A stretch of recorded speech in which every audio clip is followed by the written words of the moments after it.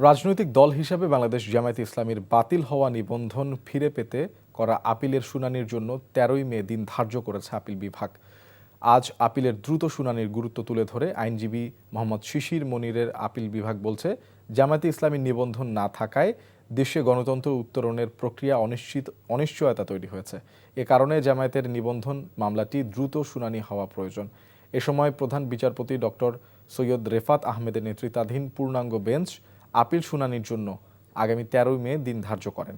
গত বছরের ২২শে অক্টোবর রাজনৈতিক দল হিসেবে জামায়াতে ইসলামীর বাতিল হওয়া নিবন্ধন ফিরে পেতে খারিজ হওয়া আপিল পুনরুজ্জীবিত করে আপিল বিভাগ। এর ফলে নিবন্ধন ও দলীয় প্রতীক দাঁড়িপাল্লা ফিরে পেতে জামায়াতের আইনি লড়াই করার সুযোগ সৃষ্টি হয়। ২০১৩ সালের ১ আগস্ট জামায়াতে ইসলামীর নিবন্ধন বাতিল ও অবৈধ ঘোষণা করে রায় দেয় হাইকোর্ট। এরপর ২০১৮ সালের ৭ ডিসেম্বরে দলটির নিবন্ধন বাতিল করে প্রজ্ঞাপন জারি করে নির্বাচন কমিশন।